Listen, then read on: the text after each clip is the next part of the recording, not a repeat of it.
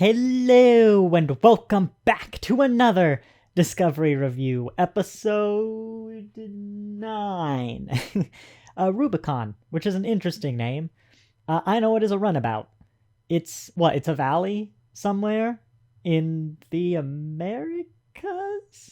It's a river. If it's a runabout, it's a river. Yeah, that makes sense. Anyway, yes, a few things about last episode before we begin and moving forward.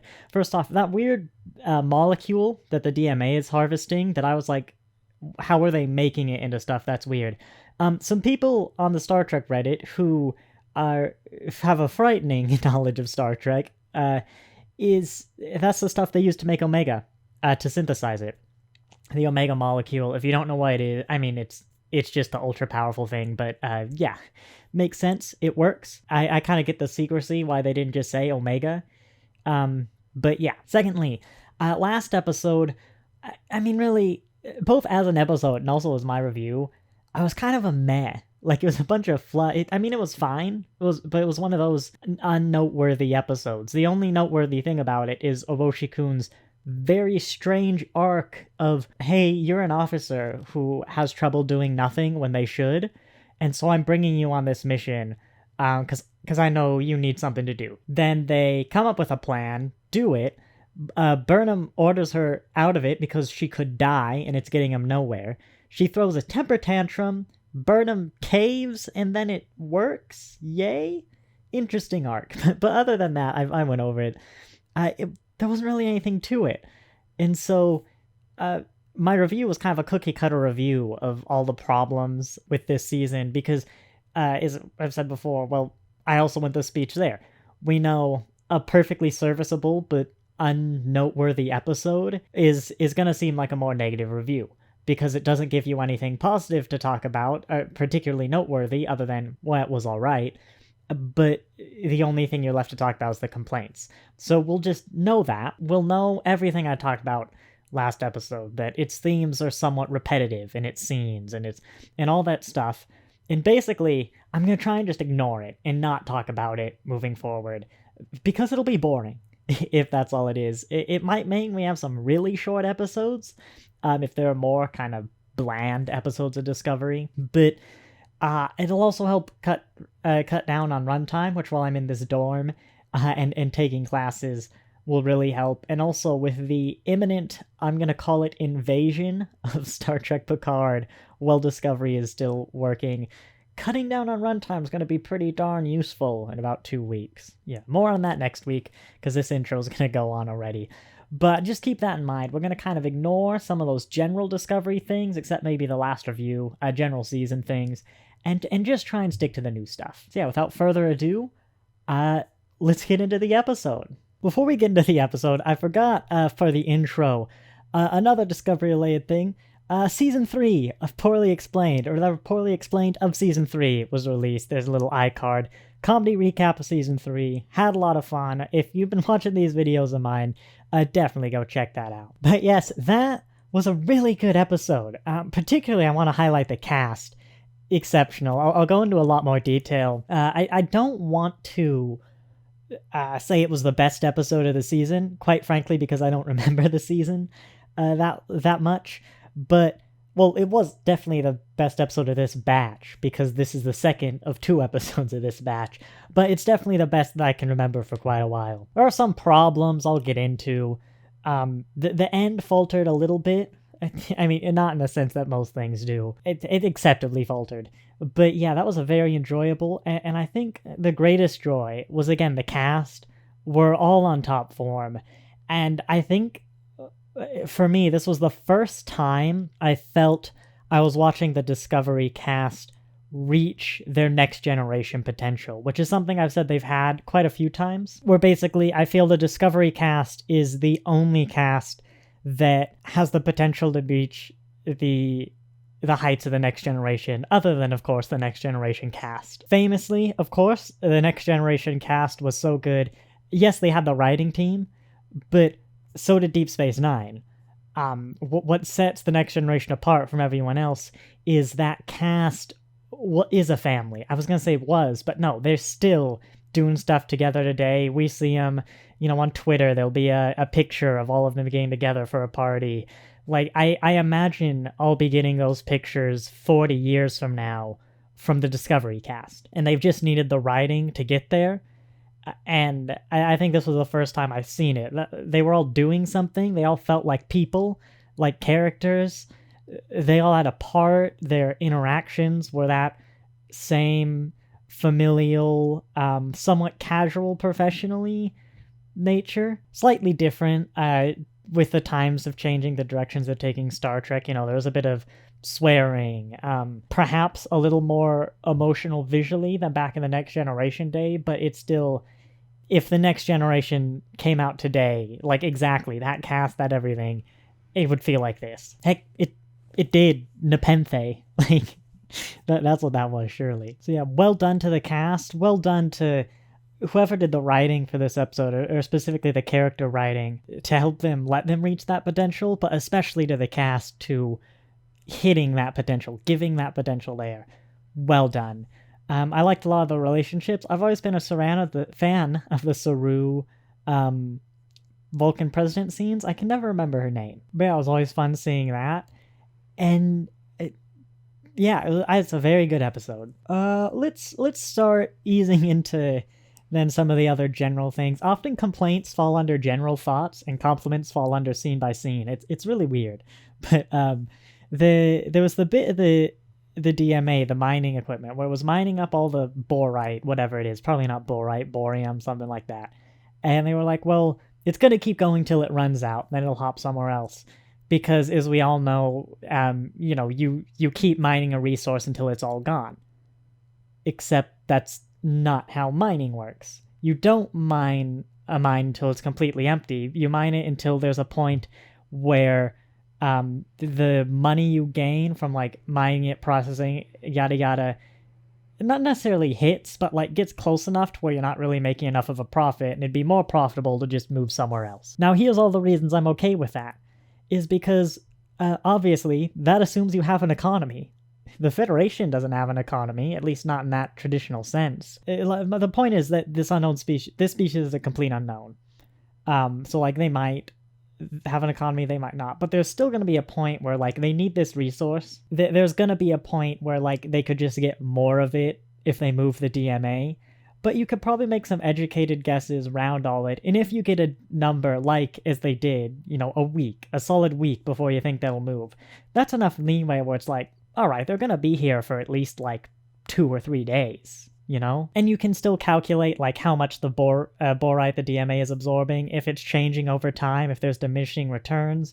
And yeah, you can calculate a reasonable estimate. And if it's far enough in the future, which it was, then it's good enough to convince people. Thing 2, and really this is where parts of the episode fell apart in ways, because I get you kind of need a plot. There are ways to do it. You could have had Book listen to Burnham, or rather both of them listen to Burnham, and then have some conflict in meeting the aliens. But basically where the whole time sitting there, like after the guy launched the quantum torpedoes, I'm like, well, lock him out of the system. Computer, how does Book address his ship? Just computer, lock so-and-so out of the system, or only accept inputs from me, commands from me. And especially when Burnham showed up and like the situation was de-escalated, yeah, like the whole time I'm watching this situation, I'm watching the guy sitting there literally in front of all the buttons with Book's back to him after already betraying Book and hitting the buttons, like as he was giving his speech about expected utility. It's like computer lock, I never remember his name. Computer lock scientist out of the system. It's like, bam, sorted. Again, there's a little bit of slack in that, like, episode needs to episode, or rather plot. There needs to be conflict. You can't have plot without conflict. And before you say like, oh, there's a big thing about classic Star Trek where you can't have conflict between the crew, between the Starfleet crew at least, like, that's not what I mean by conflict. I mean the narrative story kind of conflict where some roadblock to the protagonist's achieving goal. But again, I've complained before about making it feel like plot for the sake of plot. He's not Starfleet. He doesn't get the poor security excuse. But yeah. And there were some little things that cropped up at the end, like oh god, now I'm gonna forget her name, the Benzite lady. Benzite lady, whatever her, where it's like she's now the only person who can give the order to destroy Book's ship, and then she leaves the bridge. It's just like, yeah, all right. So some little things that bothered me. But I love the idea where, you know, they just pop up a new DMA at the end. Based off the dialogue, it kind of seems like that was first like it could be taken two ways. Either the first contact was just you destroyed the DMA, or I kind of got the implication they were going to come out of the DMA or something and make first contact. But I love the idea that over like in the 10C Empire, whatever they call them, man, I'm autistic, I don't do names, okay, is like from their perspective, there's just someone at a control panel and like the DMA goes down, they're like, oh, it's like, oh, our drill is down. Hang on, just get the other one. Like, he just put the power of the wormhole. Like, really, the only thing they lost is the physical unit at the other end of the wormhole. Because, like, the power source is at the other end, is at their end. And, like, everything's at their end but the physical unit. And so the Federation is seen as some big, like, declaration of war. Whereas in reality, there's a species there that's like, oh, we just, like, this happens every now and then, you know? It's like replacing a drill bit. It's just, you gotta do it every now and then. We've got hundreds of them, just hundreds of DMA units in a little corner. I don't think they're doing that. That's not a theory. But I just love that idea that, like, yeah, this is mining equipment. Like, sure, it's stupidly advanced, but as they've said, if your mining equipment is that advanced, then, like, their actual technology level's way up here. And so it's just a drill bit to them or something. How many more episodes do we got? 4? So, like, I don't know if they've got to find the DMA, the aliens in the next episode, or maybe that's like the first contact conferencey episode. But no, I expect they got to find the aliens. Like, they got to have the conferencey episode, and that's kind of like season 3, where it's the start of the things falling apart and the final battle, maybe. That's like our 4-episode arc. But it would be great if there was the more diplomatic. As I complained in the Poorly Explained, like, sign that treaty. I'd love some sort of peaceful negotiation. Honestly, just watch that Poorly Explained on the Vance Osira conference, and like that explains a lot how you can get the conflict, how you can do everything. But I'd love something like that. Also remembering some promotional stuff from way back when, like, before the first trailer even, I think, where the big threat, the big bad in season 4 is a non-living something we've never seen before, which is misleading, assuming there is some species behind it, like some actual species living thing controlling the DMA, which it really seems like there is. Like, the DMA is non-living, but it's like, that's the people don't kill people, guns kill people argument. Like, that's not how the world works. But I was thinking about that. This is something Star Trek's never seen before. And I'll concede, while I haven't put much thought into it, that I can't think of another episode where mining equipment was the big bad. I mean, technically, we've never seen this before, but it's not if it is just some species doing mining aggressively, if they really don't care, which is likely given that's how you have an episode, then it'd be something we've never seen if they don't care. But assuming if they did care, sorry, they just were ignorant. But if they don't care and they know they're causing the deaths of billions, like, is that really something totally new? Is that not the people working on the Xindi weapon, so to say? Or, heck, just most of the members of the Xindi Council itself. I liked as well this episode, again, point out the problem with season 3, like border skirmishes with the Orions. It was one of the missions the Benzite woman went on. Because, yeah, now, since that treaty wasn't signed, there's some Emerald Chain out there still causing problems for the Federation. Again, season 3, Poorly Explained, go watch it. I like it. It's a great video. And I think my last general thought was, I didn't really understand their plan of blowing up Book's ship. It's possible there was some detail I missed, and like a line of Book's plan or the weapon that explains this problem, but that was like a month and a half ago when they started that problem in episode 7, something like that, month and a half. And so if it is, it really should have been covered again. But like, you got the weapon, and especially when Book is right next to the controller, the weapon has enough isolinium to destroy the DMA and then some.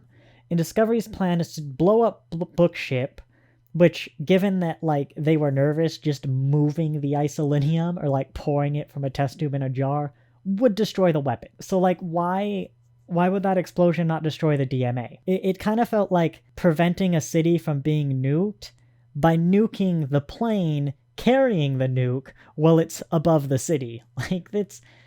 I mean, technically you've done less damage, I suppose, but we're still talking about a nuke. And so that was a bit confusing to me, and I'm surprised it wasn't addressed. It really was one of those things where you just bring it up, well, won't that destroy the DMA anyway? Oh no, it's got special beryllium shields or something, so like it needs to be in the weapon. And maybe that was the thing, like but they were going to fire a torpedo at the weapon anyway, so I didn't really understand why you could just destroy Book's ship. But it also could be a situation of it would have destroyed the DMA, they were just idiots and didn't think of it, and that's not what happened, so we never saw it. So it's a thing I'm willing to forgive until it's actually proven, like, wrong. Like, blowing up the weapon next to the DMA wouldn't destroy it. And when I say next to the DMA, I mean, like, next to the controller, not on the outside next to the DMA. One more thing before we get into the scene by scene is, actually, sorry, two more things, is I was thinking when they were at Federation headquarters and there were loads of ships on the outside, it's great looking at the ships, but I had the thought, it's kind of weird, like, why are there always so many ships sitting around Federation headquarters? It made sense in Season 3, because they were like a defense force and keeping the grid up. I didn't get why you need them in Season 4, and then I realized, well, it's solving the problem. That, what's the biggest complaint? The Enterprise is always, like, the first ship in range, even when it's, like, in Earth space dock. In the Enterprise A, which is literally falling apart at the seams, is the only ship that can respond around Earth. And it's less of a strong argument because, you know, Earth was the capital of the Federation, but also a civilian world. I mean, you know, it's actually a place, whereas the Federation headquarters is just Federation headquarters. It's Washington, D.C. versus moving the Capitol building to the middle of nowhere. Like, it's not going to be as busy. But, like, it's still Federation headquarters. You'll have ships coming and going. It's kind of the main, I guess, supply depot, repair place where you transfer crew.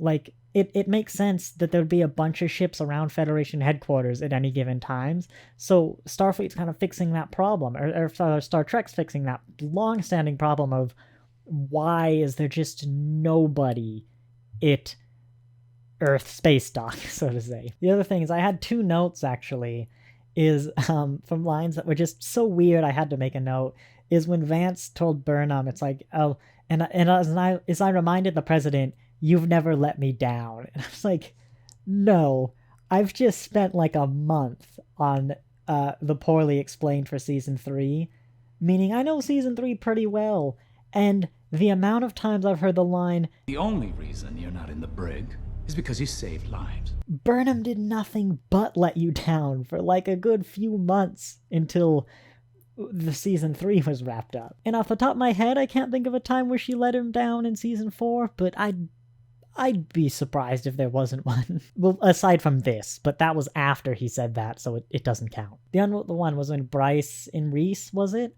The two people who I always used to think were one person, despite them being of different races and generally not looking the same at all because they were so underdeveloped. I think it was Bryce, whoever was arguing basically in favor for Book, was, you don't know what it's like to lose everything.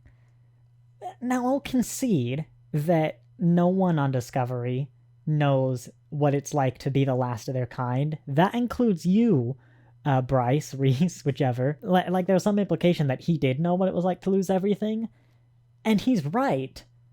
But he's right because he traveled 1,000 years into the future.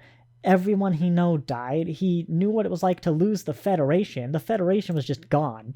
They didn't know it existed when they arrived in the 32nd century. He does very much know. Earth wasn't in the Federation. Vulcan wasn't.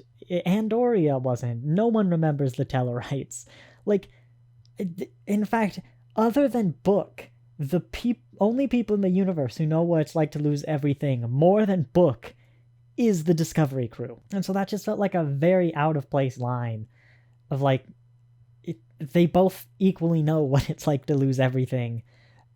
Like, and not quite as much as Book, but it's like when Nazi Germany occupied countries. Like, sure, the Netherlands doesn't know what it was like to be France, but you're still occupied by the Nazis. Like, it's real close. The source for that is a not quite Holocaust survivor, though I guess that's technically true, but a Dutch resistance fighter that I went to a talk for once, and generally just got the impression that it was pretty chill in the Netherlands under Nazi occupation compared to other countries where it was not. And yeah, I think that was it. That's it for the general analysis.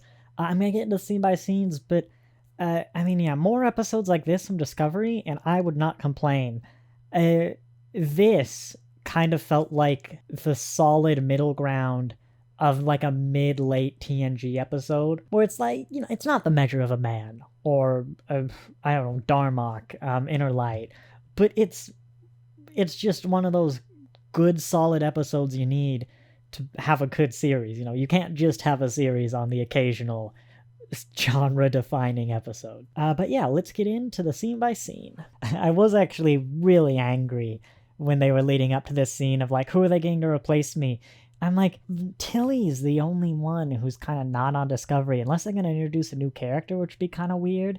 It's like, surely they're not going to do Tilly. And Vance is like, it's a familiar face. I'm like, God, Tilly. Like, how the hell is Tilly less close to it? She's more close to it than Saru. And then she turned around and it was like the Benzite woman. I'm like, oh, well, actually, that one makes sense. I mean, ignoring the some sort of cultural dedication to duty above all else, in itself a rather problematic notion in sci-fi that like a race is inherently guided towards one thing. Star Trek's good because it's not Klingons are honorable biologically, it's Klingons have built a society like entirely based around honor, because you know you get the other types of Klingons as well, but I'm getting sidetracked. The point is that like, yeah, she's close to the Discovery crew in Burnham and everyone. That'll help ease the transition. Can't remember if she ever really met Book or how close she was, but not really. She's probably fairly neutral to Book, but it's like, yeah, she's a good go-between to make the transition easier. This is someone that you're close to. You'll get along with. It won't feel like a babysitter so much, but she'll definitely make sure the job gets done. And so, yeah, it was great, basically. It talks as well as kind of that last scene between Culber and Saru as well.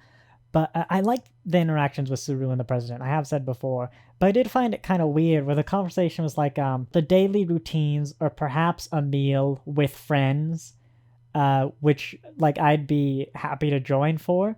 And it's kind of seen as like a romantic thing.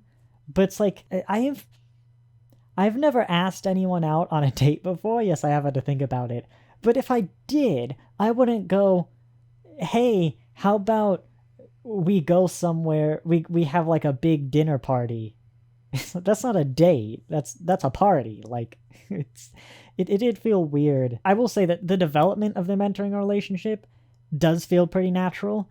It was just that didn't seem like they're asking me out. That was like are they trying to ask me out, or is this just like, you know, a social get together with loads of friends kind of thing?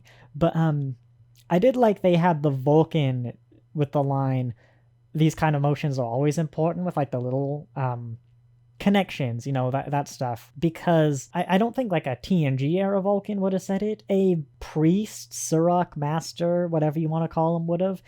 But like the Romulan influence, I think, would push them over that line, because Vulcan society, Vulcans have never been completely devoid of emotion. I'm not talking Spock. Screw Spock. He's half human. He's a bad example. But they've always actually had like the heightened emotions, capability-wise. They just suppress them. But Surak's teachings, very explicitly, in a lot of places in Star Trek, were always, no, it's about a mixture. Logic is the guiding principle of the society, sure. But, like, you still use emotion to inform your logic in places, but you also don't lose sight of those emotional connections and sort of the joys of life kind of thing. And it's really great to hear a Vulcan say, still be logical. I mean, yeah, she's very logical, relatively monotone compared to like a human, but definitely like kind of emotion in what they say and what they do. And it's so refreshing. It is the kind of feeling of someone who knows Star Trek is handling the Vulcans, someone who knows Vulcans, which is honestly not a feeling I think I've ever gotten from a show, which is weird because someone had to give me like the impression of Vulcans. There've been like the lines, or sort of the history lessons they've done it. Whoever writes Surak actually did a really good job. For the first time, it's felt like Vulcans are in the hands of someone I'm trusting. And there's a video that'll come out sometime in the next few months about how basically the writers suck at doing Vulcans. Yeah, it's really great to see a Vulcan done right. Kind of slid me by a bit, but you did get a line in here about beaming through shields, which was implied in season 3 in the sense that they totally did it and just didn't acknowledge it. But it's kind of a new tech, except there's like a new tech for shields that prevents it. They said Book had. I don't remember what it was, and honestly, it kind of slid me by. I acknowledged the line after I heard it, sort of thing. But it was a fun thing to see. That being said, I have always hated depictions of invisibility where you can see what's happening. No, I won't be that harsh. Modern Star Trek is very much kind of have that problem visually of not trusting the audience. In the holograms, which we even had in this episode, will like flicker. Well, why? I know it's a hologram because I know about holographic communication, and I watched her appear as a hologram in the room. Like, I don't need her to flicker because like 800 years ago, the technology didn't flicker. Holograms always just looked like a person, and the audience was just trusted to know, because of all the context around it, that person's a hologram. And it's the same where, like, Romulan Klingon ships, when they were cloaked, you couldn't see them. Now, you might say, is it a limitation of the special effects? Probably. Was it better? Yes. Like, you could have had shots of, like they show later with just from the sensor view, where you could have Discovery, or you could even have a Burnham line, like, display the shuttle's position where it would be cloaked or whatever. Like, just put an image of the shuttle where it would be cloaked. Like, you could have that. You could just show from the inside of the cockpit them like flying, I guess, out of Discovery, and then like it's invisible when they leave because you can't see the Discovery from inside the shuttlecraft. Because this just makes me look like, no, Book would see that looking out the window. And I was also incredibly angry that like you could physically dock with Book ship and not have the ship know. And then of course it turns out you couldn't. It was a security upgrade that was new, so I can still have the minor annoyance, but I'm very glad you couldn't just dock with a ship and not have that ship know. Even if you just hear the clink, like the clank as it attaches to the ship, a docking isn't just a touch and you're done. Like, it could be, but that's a really bad idea. And actually, Star Trek has established docking clamps because you want to actually physically grab and lock these ships so they can't fall apart. Like if someone's in the airlock or if the door's open, you actually connect these ships. In the 32nd century, you'd probably use programmable matter to like actually make them one entity or something. And you just don't do that without knowing is a ship being docked to. But I'm sorry to complain about stuff that wasn't in the episode, so we'll move on. Oh, I want to give a special shout out to like the nebula effects, which have always been good in modern Star Trek, but I particularly like these ones. That first shot of like the nebula and the DMA will probably end up being the thumbnail banner for 32nd century Eagle Master views, but not thumbnail banner, sorry, thumbnail image. But yeah, very well done for the VFX team with that Cloud Nebula. I don't usually praise the VFX team. I'll praise their designs, not so much their execution, because Discovery visually, in terms of quality, looks good. I'll praise designs, because like that's, or even criticize designs, because that's a choice, but like it's fairly obvious it looks good. There are some things that look bad. The shuttles in this episode, like the windows that came down the shuttles, I thought looked real cheap. but it's just generally known that, like, yeah, it's real good.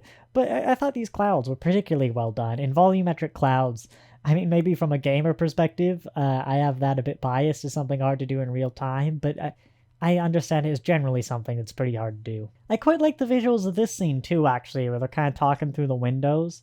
I've complained about the windows a lot on the starships. I mean, shuttlecraft, it makes sense. Obviously, it's a window. Bookship has always kind of been a shuttlecraft in my head. Like, for the smaller ships like this, the windows definitely make sense. But I don't know, I just quite liked, I don't know why. I mean, I really love the aesthetics of the 32nd century in general. But yeah, this was another good thing that's partially, or at least a big part, VFX team's job. I did skip the scene though, where she was having to decide whether to fire on Book or not. I quite liked how that was done. I didn't think they would do it because Book's just kind of too integral to the plot. It would have felt like a weird thing plot wise, but it's also the point where it's like they could have. It wasn't an impossibility, and it's again something like destroying Quajon in episode 1 really sets the precedent of, yeah, you can do this. These people, these things aren't mortal. And being, of course, the farthest future in Star Trek definitely helps. Like Picard season 3, we know is going to change the Star Trek universe forever, except that it can't. Like, it can do bumps. It can maybe change the 24th century, but this is the Star Trek future, and you can't diverge from this. With character stuff, it's not so important there, but it's the same, like, with Tasha Yar in The Next Generation. Like, losing something really on really sets the precedent that, yeah, scenes like this can happen and actually have tension. I think the commander should definitely have given the order before. The security lady, Benzite, I can never remember her name. I think she didn't because she's too close to Burnham, so her closeness did end up being a problem. Also because of the plot, but, you know, in universe, that's how you're supposed to analyze these things. But yeah, all in all, it was a pretty good way of making it so that it, like, could happen, it might have happened, but also avoiding it, because as a writer, that's not the solution you want. I will say, actually, I kind of remembered it as the episode went on, but I completely forgot that this guy is, like, from another universe or something, or was it that he wanted to get to another universe where his friend was still alive? My point is, I completely forgot this guy's backstory. Probably because of the Prodigy splitting Discovery, and again, why are we splitting individual seasons? It just sucks, and it hurts the viewing experience. But yeah, I completely forgot about this guy's story and the whole other universes thing. Non, that's her name. I did find it weird, though, with the whole Discovery crew, but Non brought it up again, is that why is it controversial they're from the past? The temporal accords, yes, that makes sense. You can't change history, yes, that makes sense. You can't go back in time and mess with the past, yes, that makes sense. Going forward in time is how the universe works. Going forward in time does not change history. If you went back in time and that caused someone to choose to go forward in time, that would make sense. That's what Control did, isn't it? Have I just argued myself into accepting it? What was season 2 again? God, I mean, it didn't make sense, but it was supposed to be that Control got the sphere data in the 23rd century, then so it destroyed all life, and in the 32nd century sent itself back in time. I don't know, it didn't make sense, but potentially, yeah, but there's also the fact that, like, that timeline literally had no life, but also the temporal accords. All right, my original argument was going to be someone going from the 23rd century to the 31st century just screws themselves over, doesn't change history in any way.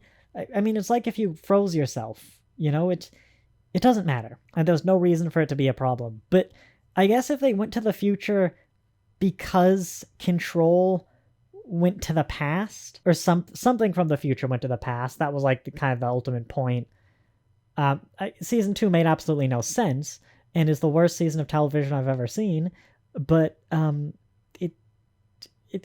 point is, it could work. And yes, I've seen Flux. Although I'll contest, they're both in the running.